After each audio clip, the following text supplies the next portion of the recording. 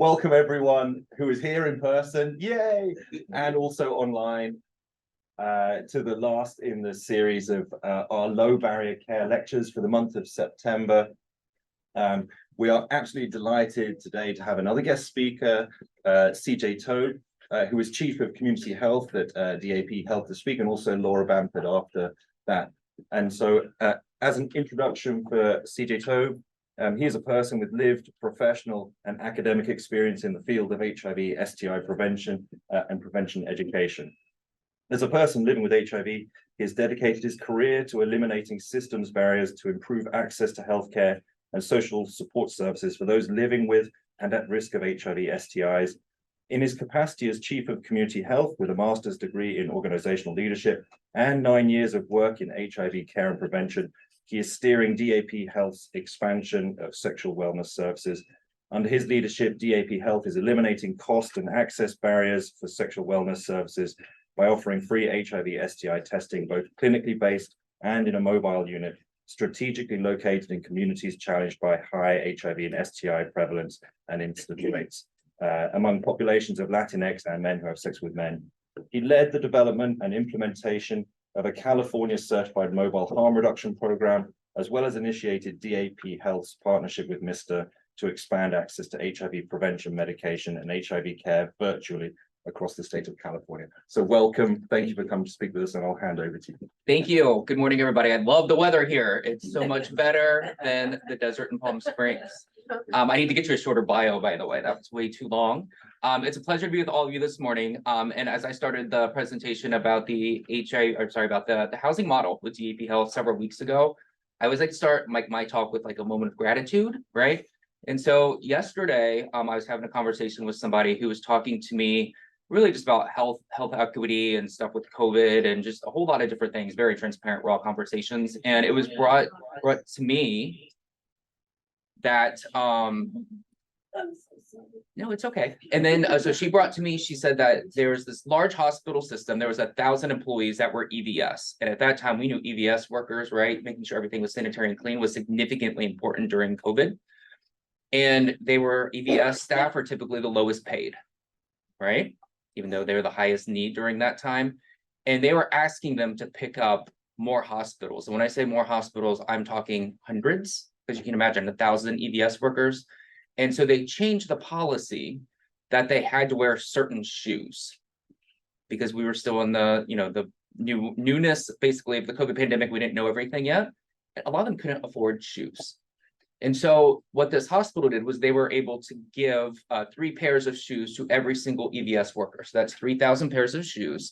And the fleet management crew, I guess, came to the administration team and said, this is a logistical nightmare. How are we going to get all of these shoes to all these people, right?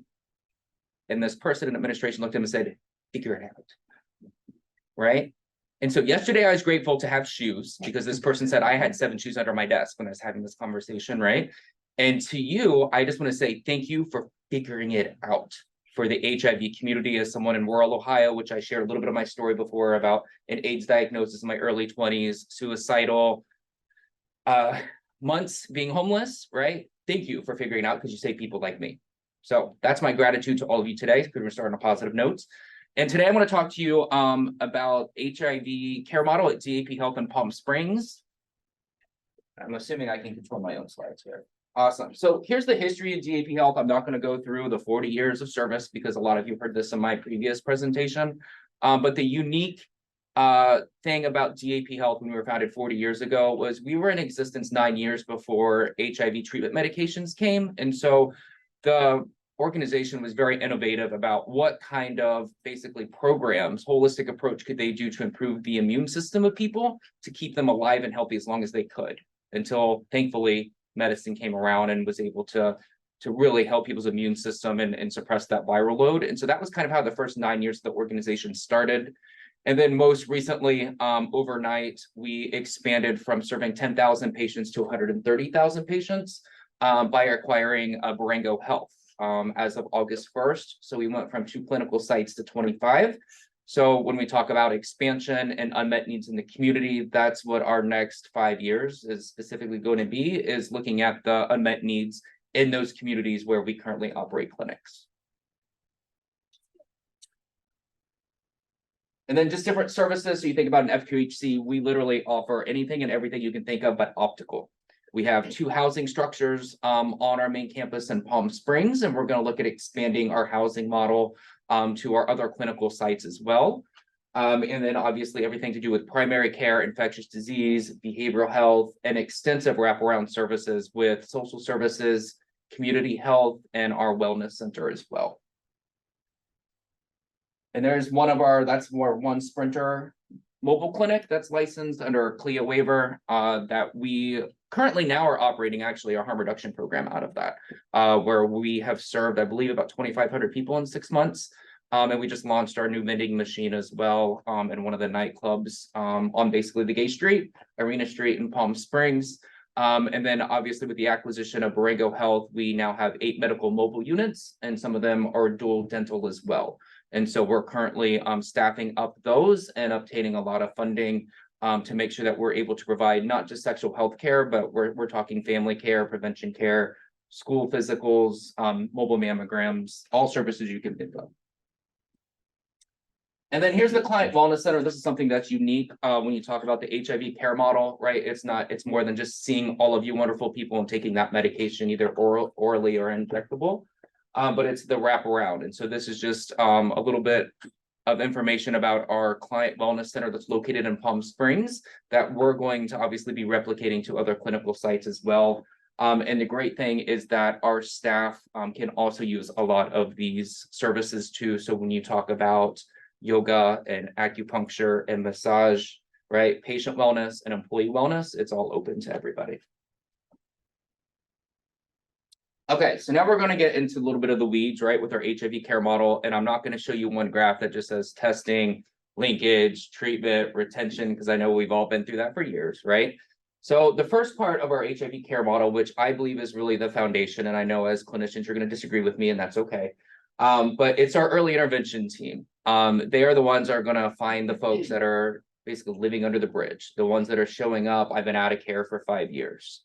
They're the ones that are going to be the first ones meeting with a newly diagnosed patient, right? So they are the ones that are right there with that person during that life-changing news or when they want to seek care again. And they start doing that acuity assessment, finding out why did they fall out of care to begin with?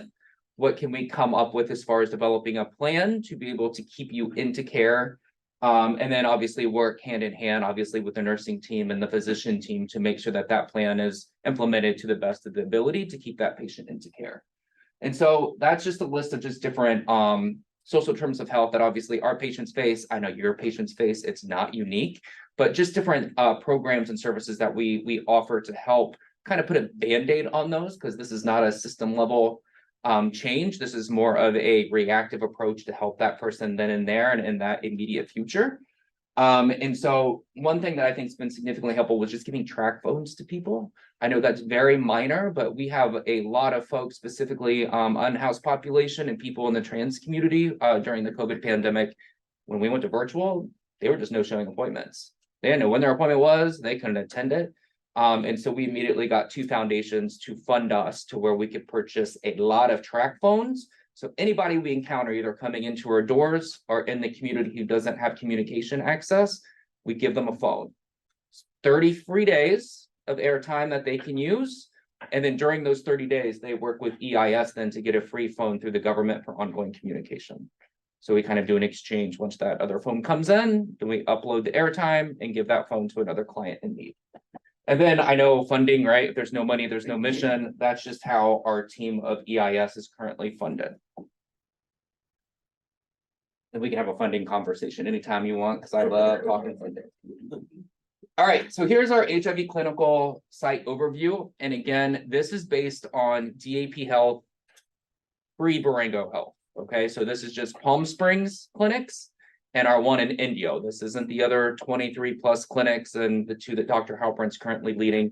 So updated information, hopefully this time next year, about a whole bunch of amazing things happening. But we're going to stay focused on Palm Springs and Indio. So the pictures here is just pictures of our clinics. On the top right is going to be our blue primary care and ID clinic. And then the bottom left is going to be our main hallway in one of our clinical buildings. We named our clinics after the chakra colors. So green, blue, yellow, sexual health is orange. Each color means something different in your body. And then our sexual wellness clinic, as you can see right there, we have the judgment-free care right there on the door to be very welcoming to people. And the best thing about the sexual health clinic is it's completely free. And that's why I say, talk to me about funding, talk to me about red tape, because it took me about 3 years to get everybody on board with saying, we're not charging $25, we're not taking insurance, we're making things free and we're going to advertise it. And we've seen quadruple the amount of patients coming through in the last 2 years than we did the previous 5 years. So just saying free. What that sexual health clinic offers, it's going to be free PrEP and PEP services. They're met with PrEP navigation and all the clinical support. We do an RN-led model for PrEP. And then we do free STI testing and treatment. We're doing free pregnancy testing, birth control, HIV and Hep C testing. And then also they're met with a rapid start program. And that's something we're going to get into. I'm going to focus more on the rapid start initiation and less about the retention, because that's a whole nother presentation. And you can see some of our numbers as far as how many people we served. And then there is a data point here. We have a partnership with Mister. How many of you are familiar with Mister? So they provide virtual PrEP care across the country, but our contract is just with the state of California. So we're doing virtual PrEP care, and we just updated our contract. We're doing virtual HIV care as well across the state of California. And then here's prevalence data. This is, again, just DAP Health specific patient population. And when you think Palm Springs, you think older gay white men. And when you look at our prevalence data, that's exactly what you're going to see. You're going to see a majority of people living with HIV in Palm Springs is going to be gay white men over 60. And the data here, that's the only thing that's, to me, is really important when you think about that, because the next one is going to be your incidence data. And you're going to see that half of the newly diagnosed patients are going to be Hispanic. And there's a lot of reasons for that. One is the last 3 years, we've worked extremely hard to make sure that we've reached out to people most impacted by health inequity, specifically the HIV epidemic. And we opened a free sexual health clinic in the city of Indio, because we did some data digging and we saw that people were traveling over an hour from Indio, which is about 30 to 40 minutes east of Palm Springs. They're traveling over an hour to Palm Springs to access services. What the data showed is a majority of these patients, they weren't coming for routine HIV or STI screening or to talk about PrEP. They were coming in to get treated for an STI, or they were testing positive for HIV. Because who's going to be proactive taking care of their health if they're working 2 jobs and have to drive over an hour to get care? So we opened up this clinic, and it's already been extremely successful now at about 1.5 years in. And that's why you're going to see a big increase in our incident rates as far as like getting, really addressing and getting into that Latino population, from education to testing and linkage, and getting more people on PrEP. Okay, so I'm going to talk to you about 2 special projects of national significance in my last 5 minutes. The first one is we're wrapping up a HRSA-funded in partnership with UCSF about rapid start initiation. There was 12 implementation sites that really looked at what their current process was within their clinics for rapid start, did the retrospective data, and then over the last 3 years, we did a whole lot of PDSAs and process change and consumer feedback, and seeing how can we take people starting ART, say, for us, for example, it's 48.5 days. So if we had somebody that would come in, let's say this is our clinic, somebody came in right now and said, I've been out of care for 3 years, we're going to get you on ART in 48 days. Unacceptable, right? We looked at newly diagnosed patients and they came in our door, they were starting ART immediately, within 3 days, right, in our sexual health clinic. So what this rapid start initiative did through our PDSA cycles was we standardized the new to care, newly diagnosed, and the return to care HIV process to everything to be streamlined through our free sexual health clinic. So everybody got 2 free rapid start visits. So if somebody came in, they're going to be seen. They're going to leave with medication. They're going to leave knowing what EIS person are they going to be teamed up with to help them with any of those social determinants of health. Then after that patient completes those 2 free visits in our sexual health clinic, they then move on to our primary care and ID clinic for ongoing care. And so that's been our model, and it's been extremely successful in the last 3 years. We're about to wrap it up in a couple months, and there's going to be a whole lot of dissemination materials coming out, a whole lot of data from HRSA and UCSF that you can all look at that. But it's going to be really interesting to see the different models across the country for rapid start and what worked and didn't work. And there's some other outcomes here mentioned as well. Some things that we did during the last 3 years is, it's great, you start someone on ART today, but are they even going to attend their second appointment? And so we realized right away that people were attending that first one, they got their medication, they disappear for 3 months and then come back. And it was all to do with either substance use or mental health. And so we did a PDSA to integrate an MSW intern to meet with all return to care patients who fell out of care for either mental health or substance use challenges. And so there's some data on there that I would believe it was 4 times actually more often for patients who met with that MSW intern at that initial appointment to attend that second appointment than a patient who received no support. And then just as kind of a very like a visual from everything we do as far as like the outreach standpoint, point of entry for a patient, to try to find out if they either need to be tested or if they need to return to care, and just different methods we use on there as far as like walk-ins, digital ads, geofencing is amazing. We can do geofencing specifically just around hotels right now that are experiencing overdose deaths, just to say, hey, you got fentanyl testing strips and Narcan in your lobby, go pick it up. So we can target that specifically. So definitely marketing is huge. And then you kind of see what we did was the first point of contact is EIS. And that's why I said the foundation is EIS. That's where the patient begins that relationship and that journey. And then we have those 2 rapid start clinics. The one on top is the Palm Springs clinic, and the one in the gray is going to be the Indio clinic that I talked about. And then after those 2 appointments, they transition to ongoing primary care.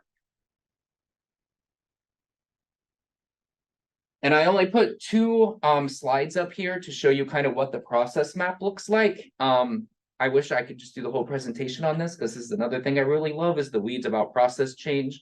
But you can kind of see how on the far left side where it's internal referrals and then self-referrals and external referrals, and how patients come through, whether they're newly diagnosed, new to care, return to care, and how it's all streamlined into EIS. I should have actually put up here and showed you what it looked like 3 years ago, and you would have been completely lost. I thought it was great 3 years ago, and I look at it now and it gives me a headache. But it really kind of shows like looking at your process map that's going to be driven by your data and your patient outcomes to see what process works for you and that patient. And so I wanted to show that slide with you, and then the next one, because after rapid start, it goes through and it kind of shows what that first rapid start medical visit's going to look like and kind of that patient journey. And I'm happy to share this entire process map with you via email if you want to see it, but I only put 2 slides up here just to kind of get your mind thinking process change, and what does your current process look like at your 1 or 25 clinics, and is one doctor or one registration person doing something different than somebody at another clinic, right? That patient experience should be the same. And then this was our data. So median days to start ART. So the overarching initiative goal was to start ART within 7 days. And that's for all HIV patient types. And as I shared with you, for return to care, it was over 48 days. And so I put a little green hash down there that shows when we started the actual intervention. So you got the retrospective data on the left, and then you got the prospective data on the right as far as on the green. And this is through COVID when we did a lot of these changes. And if you look, you can even see when MPOX hit us, and you can kind of see there was a little bit of an increase, right, in times for people to start ART, because our sexual health clinics absorbed all the MPOX response until we got temp staff on board, and then went and got our library meeting room license to become a clinic, but that's a whole nother story. And so you can kind of see what the outcomes are. So you can see at the bottom right, the out of care, you can see the significant wait times as far as averages for patients to start ART. And then when we started doing that process change, you can immediately see the decrease in time it took for people to start ART just by doing that process change. And then obviously all clients are at the top left. And then our second SPINS grant right now, which we are only about 8 months in, and I can't give you any data because we're just enrolling people right now. So we're enrolling up to anywhere from 50 to 100 people. into the Max Clinic intervention. Dr. Drambowski in Seattle, Washington in 2015. I'm sure you probably already know about this amazing intervention. So we now, DAP Health now is one site of, I believe, about 20 that is doing an intervention based on the Max Clinic. DAP Health and a couple of other sites are specific to patients with HIV reported substance use disorder, who's going to go through a special intervention. Other recipients are focused on HIV and LGBTQ youth. Another one is telehealth, and another is incarceration. So we're seeing how that Max Clinic intervention can support those subpopulations. And with DAP Health, what we've been able to do, I think we have about 15 enrolled currently. I was just in Philadelphia 2 weeks ago for a learning session to kind of learn best practices and bring people together about our pain points. And so what this intervention does is basically it creates a specific care team, which I already talked to you about as far as Rapid Start. They get EIS, right? They have your clinical care team. They're then met with the case manager for retention. This patient enrolled into this intervention is going to be connected to one doctor, one EIS worker, but then they're also going to get drop-in access HIV care. And that's going to be extremely crucial when you talk about somebody who has substance use disorder, because they're not going to keep a scheduled appointment. They may walk in right now, and if you got 3 patients on your schedule, it doesn't matter. We need to see them, and we need to create a system and a process to support that patient coming in. And so that's currently what we're working on. Our walk-in hours now are 8:30 to 11:30 Monday through Friday for these patients, and then all day on Friday for we call it Midas Clinic, and you can see what it stands for up there. We had to rename it to be site specific, but it's really creating tools and a system to help support people with HIV and substance use disorder. And then over the next 2 years, we'll monitor outcomes in partnership with UCSF, and then our basically our technical assistance team is going to be AIDS United and Fenway Health, and then all that data will be distributed in the coming years as well. And with all of this said, what we want to do is the Rapid Start initiative, and then now this Midas Clinic intervention, is we will want to replicate it, right? Because now we're going to have 25 clinical sites, we're going to have 8 medical mobile units. We're going to take the process, the lessons learned, right? Identify those pain points, get the consumer feedback, and then we want to start replicating all of these successes. So our patient coming into Palm Springs, or our patient coming into Escondido or El Cajon, it's going to be that same experience. You're going to start art at the same time, and you're going to be met with the same support. So that's a little bit about DAP Health's HIV care model, and I did really good. I only did 22 minutes, but I think we're going to open up to a couple of questions, and thank you again for having me today.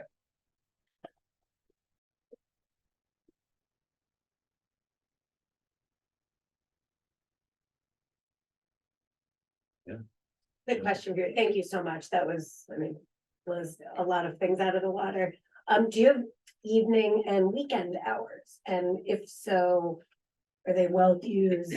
How does that go for patients? Yeah, I can tell you, before Marengo Health and our clinics in just Palm Springs and Indio, we did not have any non-traditional hours. And the reason behind that, I'm all for non-traditional hours, because you get people who are working, for one, people that can escape their partner to go get tested, right?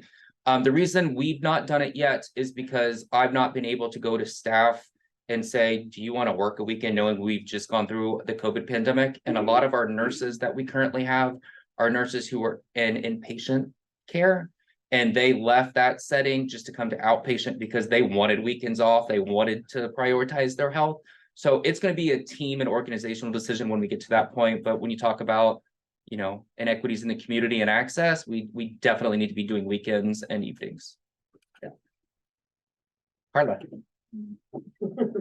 And I'm so happy that the India location is up and running. Have you noticed any differences between the population, as in uptake of Rapid Starts, and then the retention and engagement and care within the India population versus what we're seeing in Palm Springs?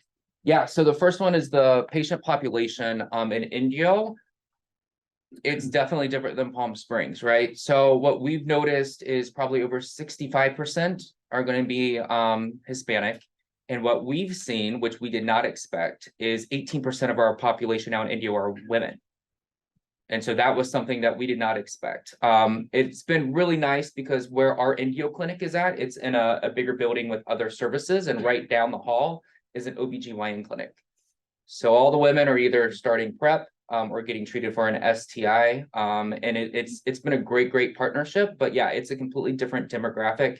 As far as Rapid Start, same thing. We've seen the same demographic change for Rapid Start. And yes, it's been replicated in the Indio clinic as well as far as Rapid Start. And what we've done about 6 months ago is we've been able, because the Palm Springs clinic, they see about 1,100 patients a month coming through that clinic, and Indio is only seeing about 250. But again, Indio is a 3-exam room clinic, right? It's not built for mass volume because that's not what we expected to see. But we're doing telehealth between both clinics. So if one clinic is more busy than the other, or staff are on vacation, we're doing telehealth and leading it by an RN. So the nurse will room, the RN will be there. They'll virtually connect them then to the clinician, say in Indio, who may be less busy, or Palm Springs, who may be less busy, and they'll do the Rapid Start initiation there. 2 questions. One, when you say nurse will room and RN will be there, who is the nurse? So the LVN, our LVN will room. I'm sorry, yes, our Okay, LVN no, will I room. didn't know. The clinic I work in calls the medical assistants nurses. I was just checking. Yes. And then the more important question, those telephones that you were giving out, how are you helping people to keep their batteries charged? For what? I'm sorry. Keeping their batteries charged. For the track phones? For the track phones and then the subsequent phones, because my biggest issue with my patients is when they come into their clinic appointment, they have to plug in their phone because it has been uncharged since the last time they were in clinic. That's interesting. That's not actually been anything that's been brought to my attention. So thank you for bringing it up, because now we can ask our team, David, about if they've had any issues with people charging their phone. That's great. A mini solar. We would go purchase chargers, to be honest Well, with yeah, you. no, Right. So it's not the chargers, because they have the cable. It's It's where- that they are, living in Balboa Park and there's not a lot of electrical access. Yeah, that's interesting. I know in Palm Springs, we have cooling centers, so people are able to go there during the summer months and they charge. I know people can come into DAP Health, which we say you can't just come hang out, but we have people that come in and hang out all the time. And it's not just people who are unhoused, it's people that it's their home, right? They feel safe here, so they want to spend every waking minute while you're open in our doors. And so people charge, but I've not heard anything, but I know it's happening, right? I know it's happening. Thank you for bringing that up.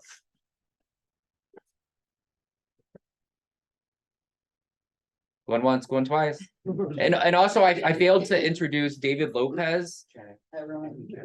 He's our community health educator. He's leading all the outreach around our Escondido and El Cajon clinic. And then obviously everybody knows Dr. Halperin, who's so excited to join DAP Health as of August. Sorry, there actually are 2 questions. I just wasn't. Do something else? I want to go for it. Okay, this is from Shannon Balcom. Does the acquisition of Borrego Health open up inpatient and specialist care access within your system? I've noticed we have a lot of referrals for complex hospitalized patients and cancer care to UCSD from DAP. Will that change anything? It may change in the future, just not immediately, because right now, DAP Health and, Borrego Health, as it was, they're operating on 2 different EHRs right now as well. So over the next year, we have to make sure we're on one operating system, but patients will be able to get care at any of our clinics. And obviously we're going to be taking the best of both organizations, right? And putting it into one. So everything that DAP Health is very special at, which is HIV care, wraparound services, housing models. Borrego, it's all of their clinical sites, their expertise as far as meeting those unmet needs in the community and having clinics open in marginalized communities. Once we marry those together and we form out those partnerships, then yeah, we're hoping that we'll be able to increase what those services look like. And DAP Health won't be basically referring patients out if we can take care of them with them. Next question, from Anik Borquez.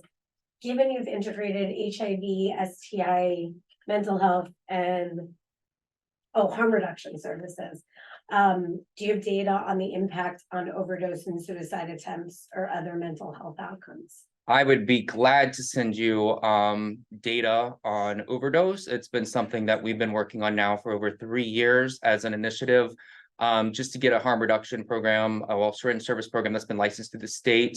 Started operating out of our mobile unit, and now it's operating next door to our FQHC campus. vending machines, which I know there's some here in San Diego. So we're going to get more funding to launch about 6 to 12 more across the Coachella Valley. But yeah, so we leverage all the data that comes to us from Riverside County. Currently, that's where our focus has been.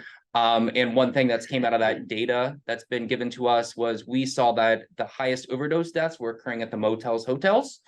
So I responded back and said, great, there's 33 deaths in these motels, hotels in the last couple months. I want to know the top 3 or the top 2. And so we went and partnered with them to make sure we get Narcan, naloxone, and fentanyl testing strips in the lobby, train their staff, start doing marketing and geofencing that I talked about earlier. But yeah, I can share any data specific to harm reduction, mental health, and overdose.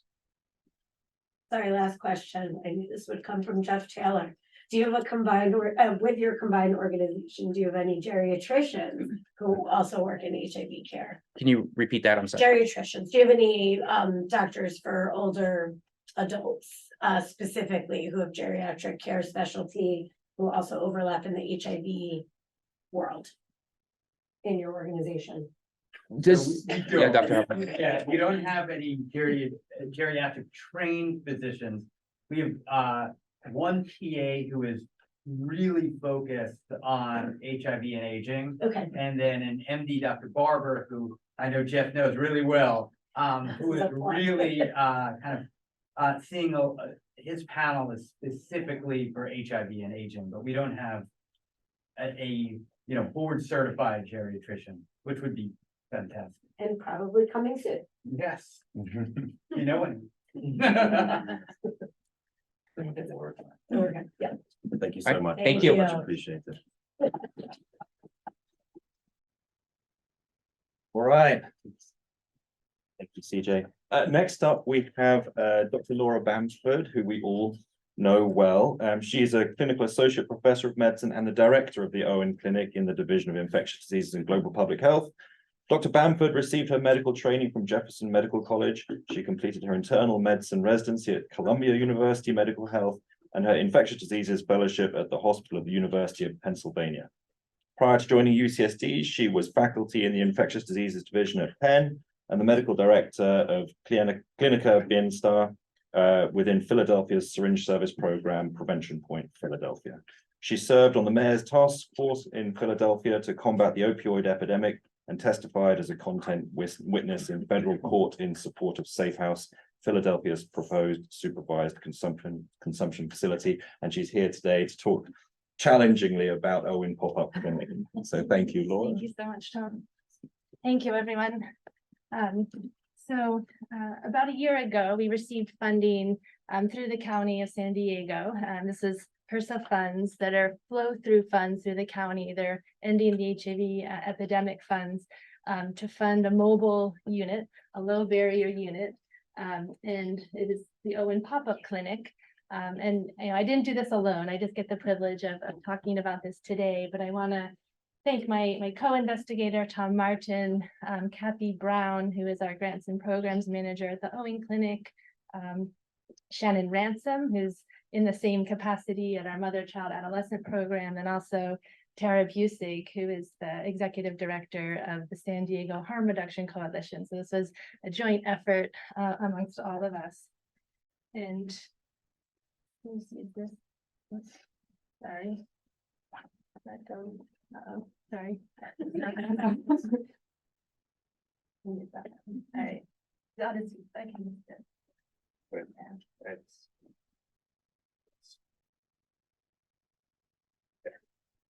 That one. Okay.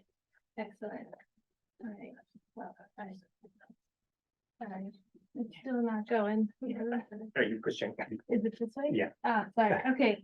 All right. And the mobile unit was inspired by the clinic that Tom mentioned that I had started in Philadelphia in 2013, actually within Prevention Point, called Clinica Bienestar. We actually also got SPINS funding through HRSA to start this program. And the priority population for this clinic, which was within the syringe service program in Philadelphia. So our priority population was Latinx individuals living with HIV with a history of injection drug use who are not engaged in care. So that's Clinica Bienestar. Some of the strategies that we used in this clinic, which have also informed the strategies for the Owen pop-up clinic.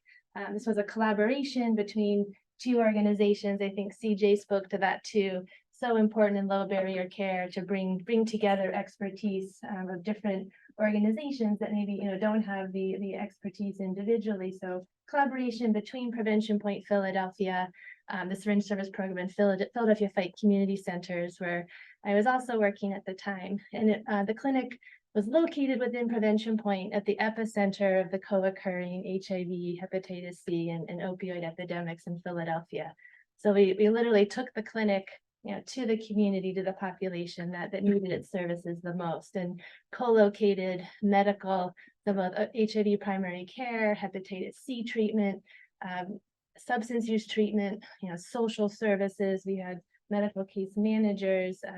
Actually, patients could just come and get lunch on Tuesdays and Wednesdays when we had clinic and just hang out. There was a huge drop-in center there. And also all the harm reduction services that Prevention Point provides. We had flexible appointments. People could, if they could keep scheduled appointments, great. If not, they could walk in both for new and follow-up visits. And we also delivered medications to the clinic. So we partnered with a pharmacy in Center City, Philadelphia, and we would bring the medicine on site and keep it there. And patients could opt for daily, and they could get a 30-day supply, but they could also opt for daily or weekly directly observed therapy. And a little bit about the population there. So average age was 42 years, vast majority identified as male. Almost half reported being unsheltered in the previous month. So a lot of very high social needs. 44% reported going hungry in the week prior to these questionnaires that we performed. Half reported feeling very depressed. 50% of our participants were incarcerated in any given month. Because this intervention was designed to reach people not engaged, the breakdown was about 88% were not engaged to care, another 11% were newly diagnosed with HIV. And a year, at 12 months, after enrolling folks into the program, these are our care continuum numbers, and we've compared them to similar numbers in the city of Philadelphia as a whole in 2016, about halfway through our intervention. So at a year, we just saw remarkable retention and care, 85% of our participants, and compared to 46% in Philadelphia. And these are the HRSA definition of retention and care, having 2 visits 3 months apart, at least 3 months apart within 12 months. And really, I think, impressive viral suppression rates, like 83% for this population, compared to like 51% in Philadelphia. And what was interesting is, this is the only care continuum I've seen where retention rates are higher than the viral suppression. And I think it's because we offered so many services, and we would see patients, they would come in for a lot of other things, wound care, substance use, just to get a meal. And so we were constantly seeing them and meeting with them. And so lots of continued opportunities to support viral suppression, even if we didn't quite get there. All right, and then this compares to the care continuum here in San Diego. And we heard from Dr. Martin early on that that this may not be really tell the whole story of HIV suppression in San Diego, but I can say that the Owen Clinic, we have a 95% viral suppression rate, which is just amazing. But those are people that make it through our door, that come to see us. Overall in San Diego, though, the rates are 57%. So what about those other 43%? And I think as the largest clinic here in San Diego, as the only academic clinic in San Diego, we are really responsible for helping the county as a whole support those 43% that aren't accessing the care that they need. And the numbers are even worse when you look at people who are using substances, and particularly, people who inject drugs, only 46% viral suppression rates. And so all of this, it really is what prompted, us to apply for this funding for this low barrier intervention. And this is a slide that I showed at our first talk at the beginning of September, but we really tried to take in mind like all these tenets of low barrier care. And just as we did in Clinic of Any Star, but walk-in access, integrated high intensity case management incentives, low barrier care philosophy, cross-agency collaboration, as I'll talk about with the Harm Reduction Coalition, and then commitment to rapid modification. If something isn't working, being flexible to change it. I think CJ alluded to that a lot, that they're constantly trying to reassess what's working and what's not, and adjusting. So here is our model. That is the actual mobile unit, our Winnebago, which is actually owned by UCSD, but leased to the Harm Reduction Coalition, and then we're going to lease it back for the two sessions a week and partner with the Harm Reduction Coalition. So our goal is to provide low barrier care to individuals not engaged in care. And I'll define that a little bit later precisely. And it's, again, a partnership between the San Diego Harm Reduction Coalition and the Owen Clinic, really combining the combined expertise. So our expertise in delivering HIV primary care, hepatitis C care, substance use treatment, and the Harm Reduction Coalition's expertise in providing harm reduction services and education. And we hope to locate the unit at Father Joe's Village one afternoon a week, and another afternoon a week at El Dorado Community Service Centers, which is a methadone maintenance program. And as you know, Father Joe's is really located in the epicenter in San Diego of the opioid and methamphetamine epidemics. And a lot of our patients at Owen live at Father Joe's, but don't make it, to see us as often as they should. And here's the Harm Reduction Coalition, some of the services that they provide. All the harm reduction supplies, safer sex supplies, overdose prevention, and training and education. So the idea is that, in the days that we're on the mobile unit providing medical care, they'll be there side by side, offering all of the harm reduction services. And so, participants that come to see us don't need to prioritize their medical care over, harm reduction. They can do all at the same time. And this is our priority population. So individuals that haven't linked to care more than 12 months after HIV diagnosis. If they've fallen out of care 3 or more times in the past 5 years. And if they have a substance use disorder, particularly combined with a severe mental health disorder, and our unstable housing that prevents them from being retained and receiving care and ultimate viral suppression. And this is our team. So Dr. Martin and myself as medical providers, but anyone who wants to come out, any of the providers from Owen or nursing staff, pharmacy staff, social work team, are all welcome to come join us whenever. We'll have a licensed vocational nurse, and this person will be trained to kind of do everything. Patient registration, check-in, phlebotomy, giving vaccines and STI treatment, giving long-acting injectables for ART and substance use, and also will help schedule patients. And then we'll have a clinical case manager who will be responsible for doing biopsychosocial assessments, care plans, creating access to food, housing resources, legal services, behavioral health treatment, and then helping folks navigate their medical care and specialty care if necessary. We'll have a pharmacist who will arrange for the delivery of the medicines. We're hoping to partner with the pharmacy in the Owen Clinic building. We'll fill meds there, and the idea would be to take them to the mobile unit to be able to dispense to patients at their visits. Hopefully we'll eventually be able to do that with pill packs.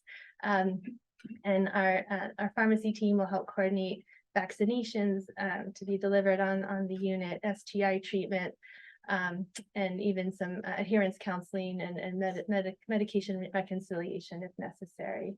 And the idea is really to provide as many of the services that we provide at Owen on the mobile unit. Obviously, there'll be some things we can't, and you know, we hope there will be some fluidity that patients will be able to access care in both locations. And you know, what we had found at Clinic of Yenny Star too is sometimes when we had seen patients there on site at Prevention Point, after they became engaged in care for longer and retained and maybe got substance use care, they had decided they didn't want to be seen at Prevention Point anymore. You know, that was a trigger going to that neighborhood, and then they could be seen instead at our main offices in Center City, Philadelphia. So the idea would be the same here. We have financial counselors at Owen who will help support patients get enrolled in Covered California, Medi-Cal, ADAP, and also the Part A Ryan White funding through the county. And finally, we hope that you know, trainees will be inspired to come out and spend time with us, you know, across the spectrum from medical students to ID fellows. And then these are all of the medical services. And am I okay on time? I have no idea what time it is. Pretty good. All right, I'll go ahead. So these are medical services, again, really intended to provide, you know, as many services as we can on the mobile unit as we do at the Owen Clinic. So these are all of them, you know, again, from HIV primary care to incision and drainage of abscesses and wound care. We'll do phlebotomy on the unit, provide vaccinations, all of our like all of the rapid point of care services that we provide at Owen. We'll have, you know, emergency service. We'll outfit it with an EKG and exam table and, you know, everything that you would need. All right, and then we do intend to provide patient incentives. So both for completing the first visit that they come back to after their initial visit, and then subsequently, you know, these will be patients that aren't engaged in care. So we will, you know, hope to see them every 3 months for the first year. So another $50 gift card incentive at 3, 6, 9, and 12 months after you know, they complete that visit and achieve viral load suppression. So that's, you know, about $250 per participant over the first year. We hope to provide lunch at each site for participants each week, and then care packages quarterly with just some necessities. And a bunch of outcome measures. We are looking at obviously the percentage of patients who are retained at 12 months and completed all their scheduled visits. We're looking at, you know, viral suppression rates at 12 months. Our goal is 65%, so higher than that 57% from the County of San Diego in 2021. And we also want to see not only are patients engaging in HIV primary care, but are we linking them to Hep C treatment, substance use treatment, harm reduction services, case management. We'll collect a whole bunch of baseline demographics. We'll screen for depression. And then, you know, we will continue to evaluate, you know, are we parked at the right locations? Are we reaching the population that we intend to reach? And, you know, based on needs assessment, you know, we'll be flexible to drive the van somewhere else if we're not meeting the people that we intend, you know, that for which this program is intended. This is another slide that I provided in the beginning. You know, that providing low-barrier care, that the process is can be very complex. And it requires a change in worldview of how we're delivering care, and it often requires a shift in, you know, the way organizations think, support from multiple stakeholders, and a change in administrative processes. And we've like moved, you know, Dr. Martin and myself, we've moved mountains, you know, to get this push forward, and really with I think really great support from UCSD as a whole, but we've had buy-in from regulatory to ensure we're following proper procedures. And of course, these are none of the things that we thought about, you know, as we're writing it. Oh yeah, we have to think about environmental services, cleaning the mobile unit after we use it, and coordinating with laboratory services and point of care testing to ensure that we're collecting and processing the samples right.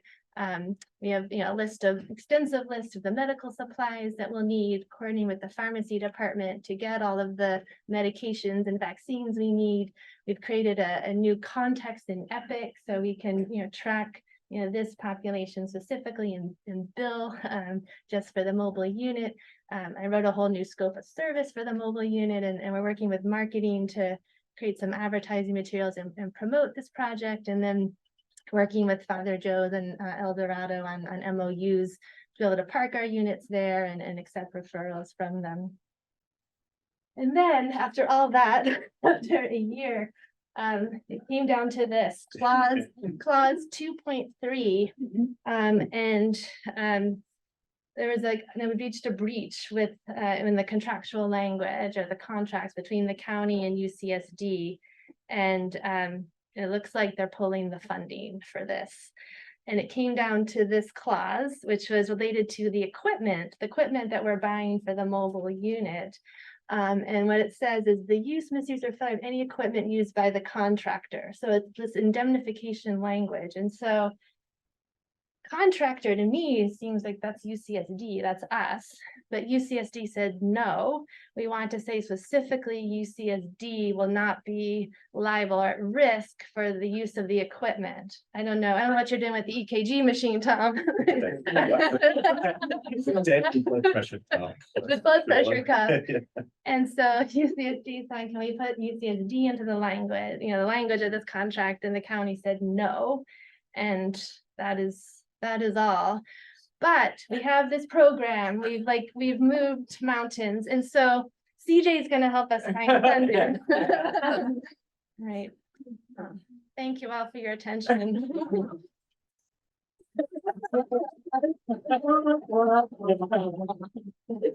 I just found that out last week. That was there. Nettie, do you want to unmute yourself and ask your question?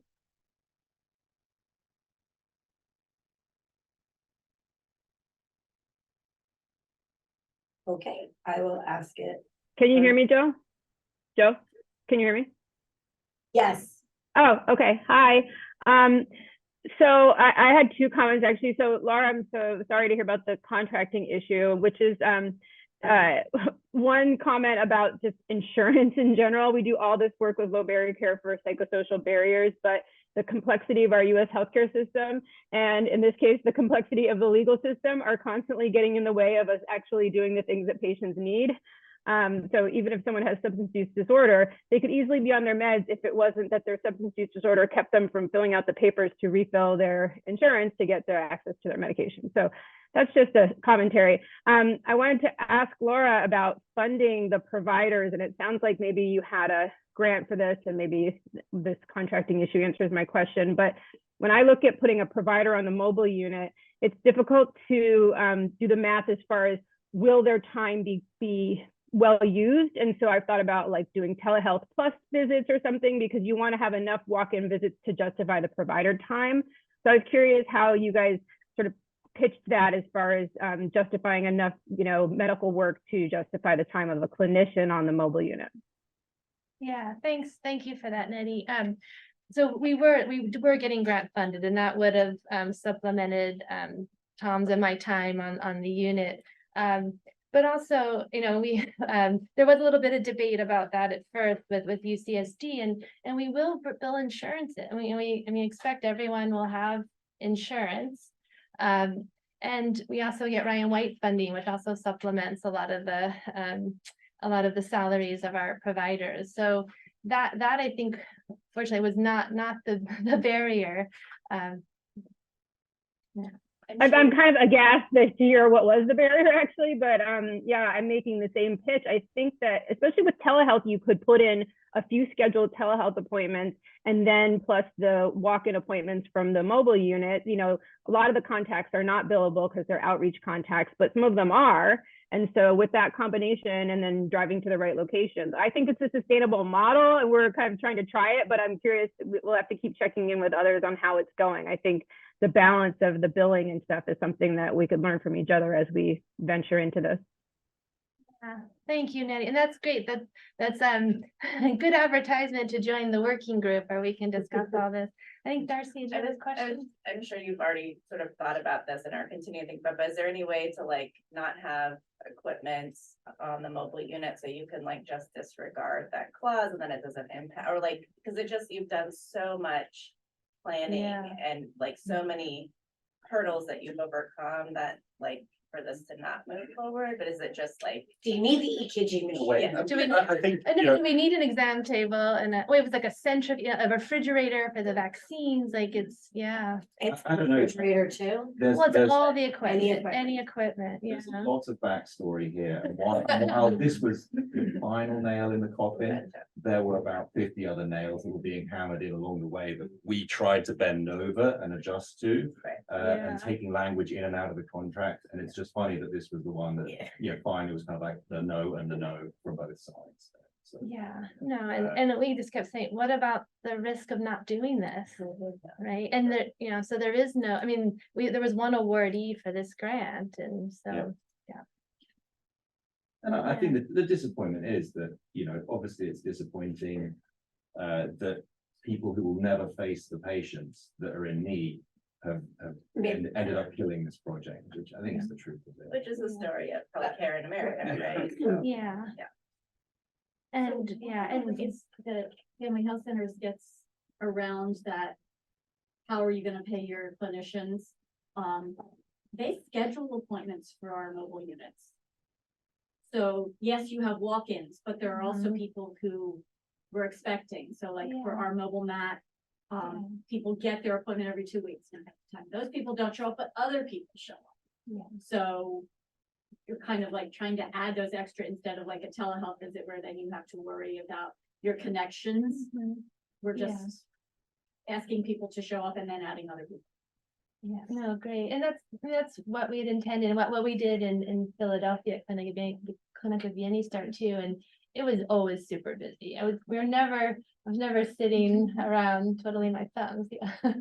I mean, one other piece is, this is a whole other can of worms, is the 340B program, because we actually had even worked it out that this would be covered under that program, so at least the medications we were buying, you know, for STI treatment, and probably a lot of the patients wouldn't be eligible because I anticipate most will have Medi-Cal or which is a whole other that's a whole other presentation, and Ryan White, but at least I'll just say to UCSD that this is being recorded. This would fall under the 340B drug pricing program that, you know, when it's convenient for us to say that we're using that, you know, we can. When we ask, you know, for more transparency, we don't get it.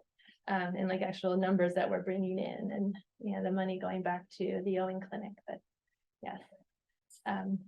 Just Right. in the interest of time, Kathy asked, this isn't, I guess this is for everyone, is anyone doing this kind of service in the northeast of the county where her impression is this would be needed the most? Oh, and Kathy, yeah. Yeah, Kathy, Yeah. I'm assuming that, I would think that family health centers was Yeah. going to that area. We are starting a clinic in Escondido, but that's primarily gonna be mental health to start. But Drucker is filing, moving under the because I don't work there, but I know. Yeah. Yeah. Yeah. Yeah, there And- haven't been, I mean, when I, you know, in research, you know, doing the research for this, there are lots of mobile units doing STI screening and Hep C screening, HIV screening, not a lot providing HIV primary care just in general nationwide, yeah. Well, and even our mobile unit does hepatitis C. They're doing a study, they're randomizing to hepatitis C treatment from the mobile unit or sending them to clinic. They're not doing any HIV care. Well, it's funding. Yeah, And no, that's- I know. Kathy asked, isn't family health centers doing mobile services? Have they been successful? I mean, I think this comes down, I mean, we know that there are a lot of hurdles at UCSD with, this comes down to legal ease and I don't know, it's so frustrating to hear about how far you came, and I don't know if and when this will change. I had a, well, Yeah, question of like how it will work. We'll leave it on the positive. no. Part of my question was already answered by Edie, regarding just the logistics, like scheduling versus like walk-ins. I wasn't sure how that was going, whether you guys were gonna have like schedules, but it's also maybe a little bit of low. Yeah, so we kind of think of it as a restaurant, that if you can reserve a table, but you can also walk in. If you walk in, you may have to wait a little bit for a table, same with appointments. And that's why having lunch, having other things for people to do, providing lunch, the harm reduction services, having a case manager they can meet with, they can accomplish other things while they're waiting to be seen by one of the providers. And the other question I had is like regarding so the target, the priority population, how will you know, like, will there be a check-in process? How will you know that you're reaching that? I mean, you're not gonna be screening in real time, like, oh, you missed 3 visits in the last 6 months or whatever. Yeah. Well, I think we recognize that criteria that was set by the county for defining that population was a little bit ridiculous. Because I mean, who has like sequential viral loads for when people have dropped out of care? But I think, on questioning, you can define if someone's not in HIV care when they arrive to you. But yeah, I just want to, addressing your first point about like the structure of HIV care is the barrier to the population that we're trying to reach. And the study that we did here, the Instacare, showed that when we're re-engaging people, we're doing everything the Max Clinic is in theory providing, like walk-in care and everything, but the structure was too formal. And we had 40% or less, 30% were still in care after 6 months. And so that's starting antiretroviral therapy at 0 days. Like everyone pretty much started within a week. And that's the tremendous work done by Lucas in getting people started in. So we have to get rid of that structure to say, come for a pizza with us, whenever you want, rather than getting on a bus and coming and sitting and just come in every week, say hi. If it's just hi, that's fine. And to stay in touch, like you were saying, the amazing thing about in Philadelphia, where you had people who were engaged in care, but perhaps not virally suppressed, and just keeping them coming and being friendly and engaged. And I think that's more important than having appointments. And then, I mean, the difference between having like a brick and mortar low barrier versus mobile, I think really depends on this, the geography, your city. San Diego is so expansive, and we don't have a super well organized public transportation system. And so we really need to take the clinic to people. In Philadelphia, Kensington, where the prevention point is an island. People don't leave it, and we knew which street corner people hung out on, or they were staying in the shelter across the street. And so really where the low barrier services are performed really kind of depends on the geography and the transportation system, and how people, how readily available those services are to people. It's 9:05, so we're Oh gonna my wrap up. gosh. Just a moment of silence and joy for Diane Feinstein, moving into the next world. Sorry, it's good, it's appropriate. And then Robert Tice with the last word. This has been a great series. Thank you for everyone who's participated. And he's gonna make a greatest hits montage for the talk. Right, Robert? Oh my goodness. Last word. Wow, thank you. Yes. I'd love to make a montage. Yeah.